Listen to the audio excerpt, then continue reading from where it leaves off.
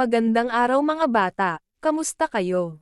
Ang pag-aaralan natin para sa araw na ito ay tungkol sa sariling kamalayan sa mga mabuting kaugaliang Pilipino.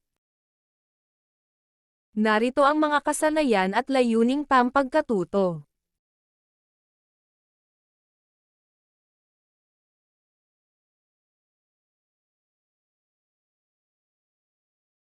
Narito ang ating pag-aaralan. Una, ang mga mabubuting kaugaliang Pilipino at ikalawa, mga pamamaraan ng pagpapahalaga sa mabubuting kaugaliang Pilipino. Muli natin balikan ang ating aralin noong nakaraang linggo. Sabihin kung tama o mali ang mga sumusunod na mga kilos kaugnay sa pangangalaga ng mga punong kahoy. Hindi naaapektuhan ang punong kahoy sa mga ilaw na ipinupulupot sa kanilang sanga kung Pasko. Tama o mali?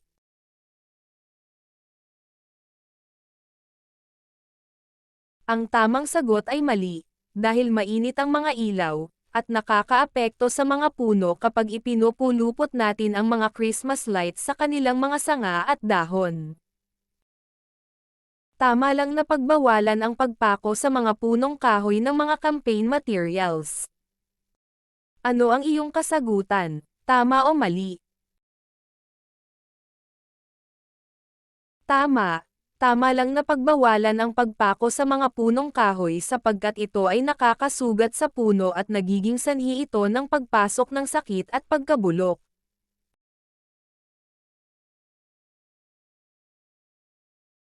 Madali lang palitan ang punong kahoy kaya hindi dapat pagbawalan ang pagputol nito. Tama o mali?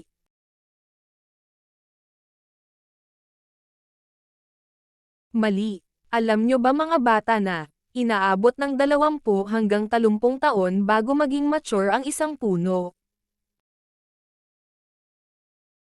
Tukuyin kung ang salaysay ay nagpapahayag ng kamalayan, kaugalian o sariling kamalayan.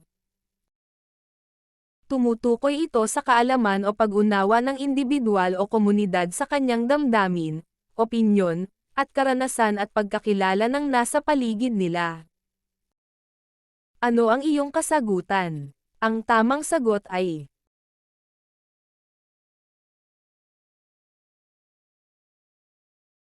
ito ay ang mga gawain, tradisyon, o pamumuhay na kadalasang ginagawa ng isang grupo ng tao. Ito ay nagpapakita ng mga pag-uugali ng isang komunidad. Ano ang iyong kasagutan?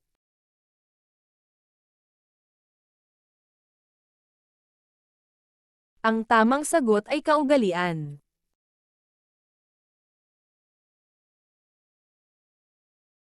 Ito ay ang personal na pag-unawa at kaalaman ng isang tao tungkol sa kanyang sarili, kanyang karanasan, at mga opinyon. Ito ay ang sariling pagkilala sa kanyang pagkatao. Ano ang iyong kasagutan?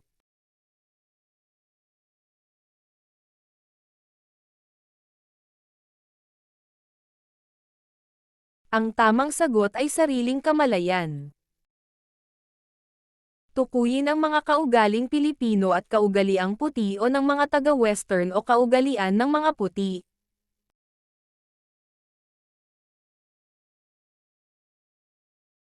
Makinig at makisabay sa kantang Mano Po.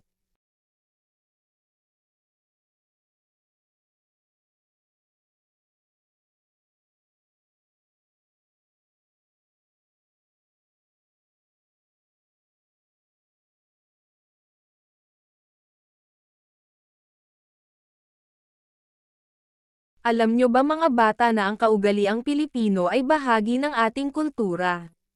Sa pamamagitan ng pagsunod sa mga kaugaliang ito nahuhubog ang ating kamalayan sa pagka-Pilipino. Ang ating mga gawi ay humuhubog sa individual ng pagkakakilanlan bilang miyembro ng lipunang Pilipino. Sa pagsasabuhay ng kaugaliang Pilipino nauugnay tayo sa kaugalian ng ating mga ninuno na ipinamamana mula sa henerasyon hanggang sa susunod na henerasyon ng mga Pilipino. Ang sumusunod ay mga kaugaliang natatangi sa ating mga Pilipino. Una, malapit na ugnayan sa pamilya, Isang kaugaliang Pilipino, ang pagsasama-sama ng pamilya sa iba't ibang okasyon tulad ng mga pagdiriwang, kainan, at simpleng pagsasama-sama sa bahay. Ito ay nagpapakita ng kanilang pagpapahalaga sa bawat isa. Para sa mga Pilipino, mahalaga ang pagsasama-sama dahil sa pagbabahaginan ng mga karanasan, mga kwento, at kabigatan sa buhay. Nagpapalakas ito ng ugnayan sa pamilya. Sa oras ng pangangailangan, ang mga miyembro ng pamilya ay nagtutulungan at nagbibigay ng suporta sa isa't isa. Maaaring ito ay tulong sa mga gawain sa bahay o pinansyal depende sa pangangailangan ng bawat isa. Sa kulturang Pilipino, malaki ang pagpapahalaga sa mga nakatatanda. Ang mga miyembro ng pamilya ay may tungkuling alagaan ang kanilang mga nakatatanda bilang pagpapakita ng respeto at pagmamahal.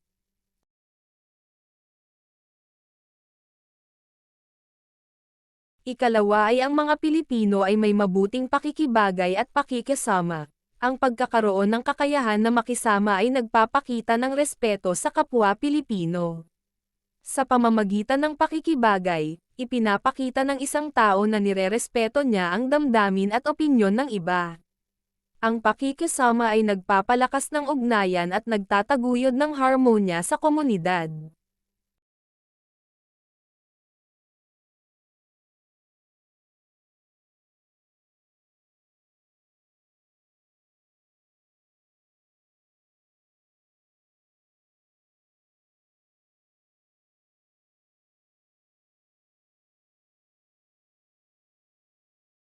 Sa pamamagitan ng pagtanggap at pagrespeto sa mga kaibigan, kapamilya, at katrabaho, mas nagiging maligaya at masaya ang pagsasamahan. Sa pamamagitan ng pagtulong-tulong at pagbibigay suporta sa isa't isa, mas madali para sa mga Pilipino na makamit ang kanilang mga layunin.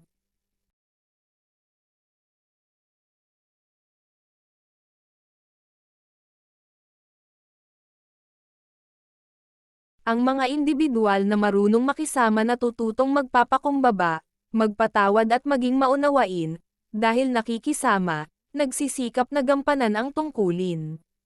Ang mga ito ay nagtataguyod ng mas mahusay na relasyon at nagsisilbing halimbawa ng mabuting pag-uugali.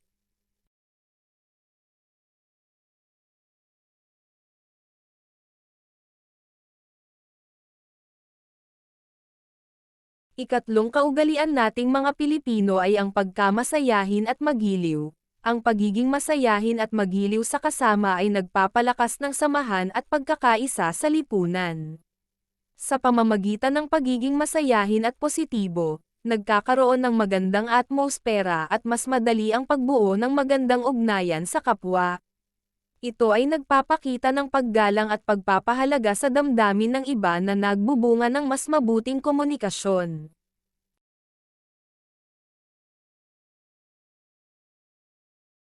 Ang pagiging masayahin ay may positibong epekto sa kalusugan. Ang pagtawa at pagiging positibo ay nagpapababa ng stress at nagpapalakas ng immune system at nagbibigay daan sa mas malusog na pamumuhay.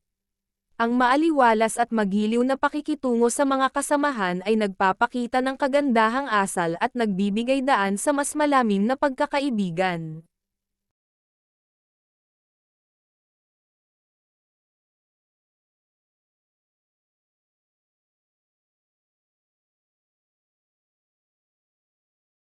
Ang mga pista, selebrasyon, at kasayahan ay nagpapakita ng kahalagahan ng pagpapasalamat sa pagpapala at pagdiwang ng mumunting tagumpay sa kabila ng mga pagsubok at hamon sa buhay.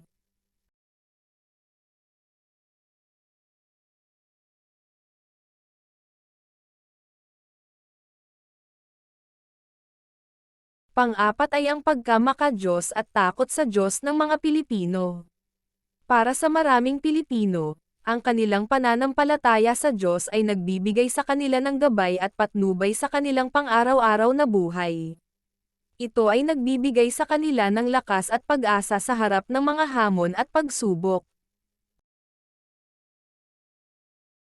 Ang relihiyon ay isang mahalagang bahagi ng pagkakakilanlan ng mga Pilipino at nagbubuklod sa kanila bilang isang komunidad. Ang mga aral ng pananampalataya ay nagtuturo sa mga Pilipino ng mga moral na prinsipyo at batayang gawain tulad ng pagmamahal sa kapwa, pagbibigay, at kabutihang loob. Ito ay nagpapalakas sa kanilang pagiging mabuting mamamayan at nakikibahagi sa pagpapalaganap ng kabutihan sa lipunan. Ang mga aral ng pananampalataya ay nagtuturo rin sa mga Pilipino ng pagiging responsableng mamamayan at pagmamalasakit sa kapwa. Ito ay nagpapalakas sa kanilang pangunawa at pagkilos sa pagtulong sa mga nangangailangan at sa pagiging mabuting halimbawa sa kanilang komunidad. Panghuli ay ang pagiging makatao. Ang pagiging makatao ay nagpapahiwatig ng kahandaan na magmalasakit, magbigay, at magbahagi ng oras at pera sa iba. Ang Pilipinong kaugaliang makatao ay nagpapakita rin ng paggalang at pagpapahalaga sa dignidad at karapatan ng bawat tao. Ito ay ipinapakita sa pamamagitan ng pagtanggap at pagpapakita ng respeto sa iba't ibang paniniwala, kultura, at pamamaraan ng pamumuhay. Unang gawain, ang bawat pangkat ay bubunot ng isang kaugaliang Pilipino at magsasadula ng isang sitwasyon sa araw-araw na buhay sa bahay o paaralan. Ang ating tatalakayin ay tungkol sa mga pamamaraan ng pagpapahalaga sa mabubuting kaugaliang Pilipino. Ang pagsasabuhay ng mga kaugaliang Pilipino ay may malaking epekto sa pagpapalago at pag-unlad ng indibidwal. Ito ay naglalagay ng halaga sa ugnayan, pagkakaisa, at pagkamapagkumbaba, na nagbubunga ng masiglang komunidad at pagkakaisa sa lipunan. Ang sumusunod ay mga pamamaraan ng pagpapalago ng ating kamalayang Pilipino.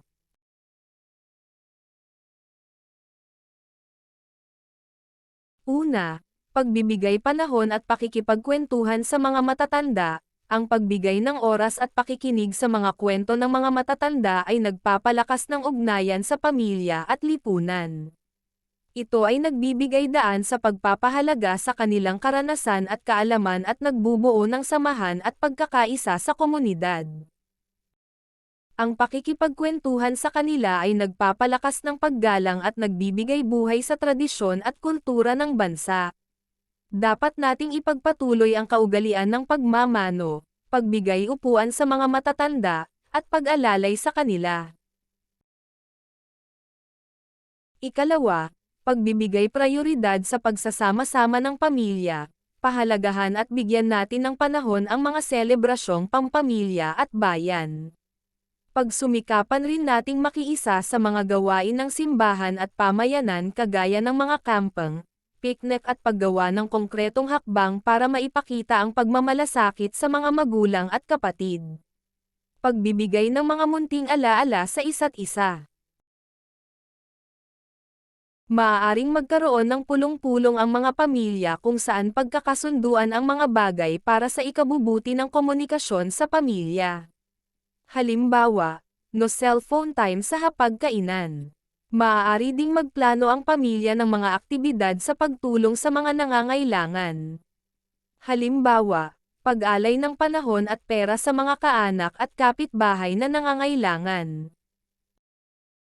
Ikatlo, pakikiisa sa mga proyekto at gawain sa pamayanan. Ang pakikisa sa mga proyekto ng pamayanan ay nagbibigay daan sa mga mamamayan na magtulungan at magkaisa upang maisakatuparan ang mga layunin at adhikain ng kanilang komunidad. Ito ay nagpapalakas ng samahan at pagkakaisa sa pagitan ng mga tao.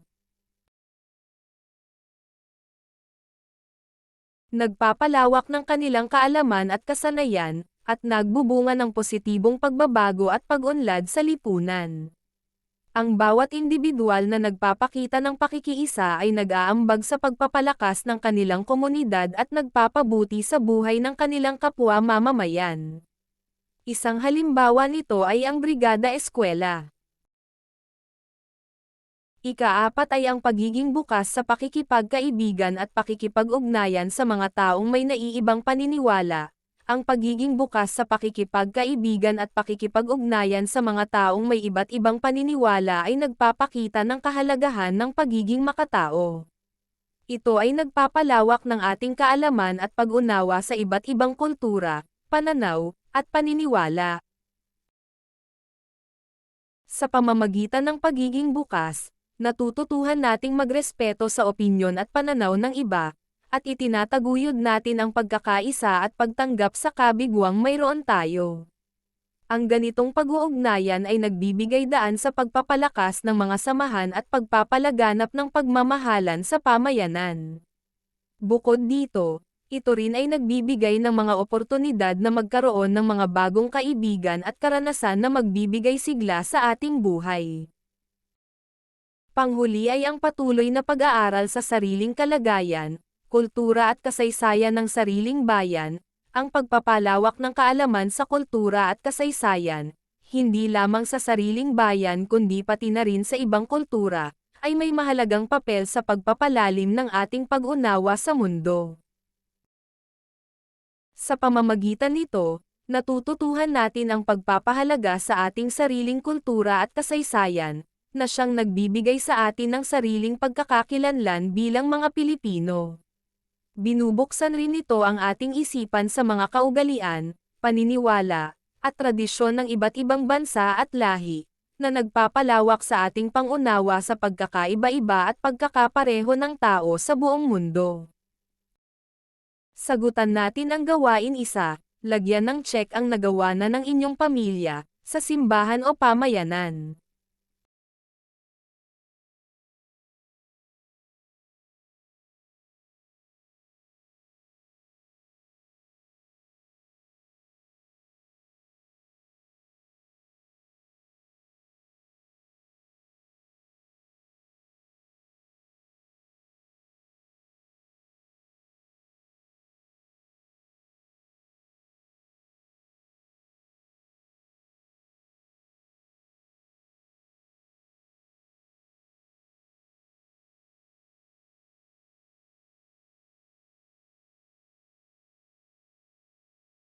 Ngayon naman ay basahin natin ang kwento ni Juan at ang kanyang pagtulong sa kapwa. Isinulat ni Christy D. Sagun.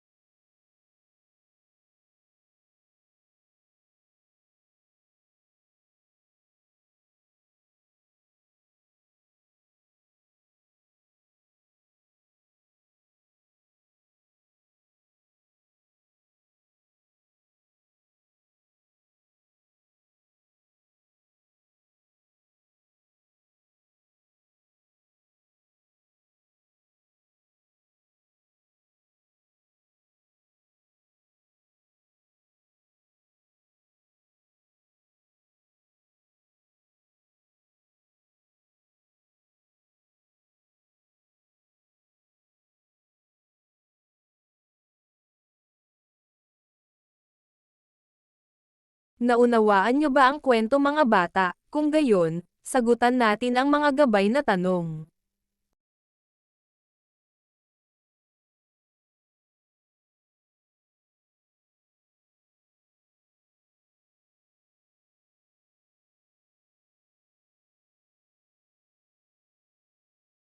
Ang bawat mag-aaral ay mag-iisip at magdadala ng larawan na nagpapakita ng pagsunod sa pangunahing payo ng kanilang mga magulang alinsunod sa panatang makabayan.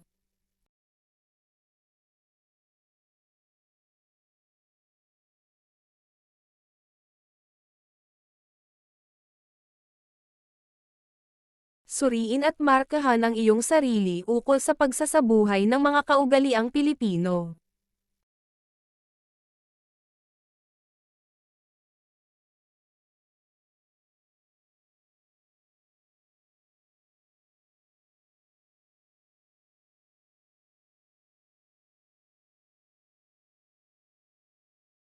Dumako na tayo sa ating pagsusulit, basahin ng mabuti ang bawat tanong. Isulat sa sagutang papel ang tamang sagot.